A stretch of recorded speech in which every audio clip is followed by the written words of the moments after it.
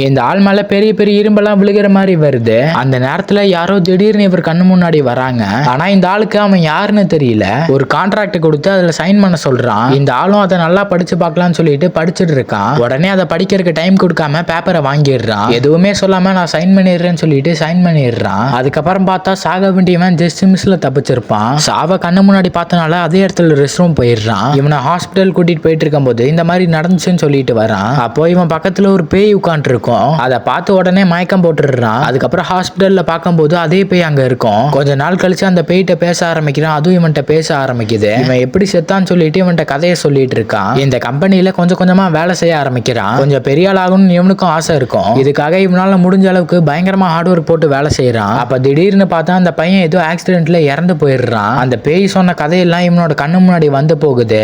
இந்த பேய் சொன்னதுக்கு அப்புறம் தான் இவனுக்கு ஒரு விஷயம் தெரிய வரும். எவ்வளவு பேர் இறந்தாலும் சரி அந்த கம்பெனி மேல கேஸே விழுகாது. அதை பத்தி ஃபுல்லா விசாரிச்சதுக்கு அப்புறம் இறந்து போனானே அவனோட வீட்டுக்கு போய் அவனோட அம்மாவை பாக்குறாங்க. இவங்களோட பையன் இறந்து போனது இவங்களாலே ஏத்துக்க முடியல. பேயா இருந்தே அவங்க அம்மா கஷ்டப்படுறதெல்லாம் பார்த்துட்டு இருக்கான். எப்படியாச்சும் இந்த கம்பெனியில் நடக்கிற விஷயத்த மாத்தணும்னு போன்ல கேமரா ஆன் பண்ணி அவனோட பாக்கெட்ல வச்சு அவங்க பேசுறதெல்லாம் கேட்கறான். இவனை திட்டுற மாதிரி எல்லா உண்மையும் சொல்லிடுறாங்க. அதுக்கப்புறமா எவிடன்ஸோட ஃபுல்லா மாட்டிக்கிறாங்க.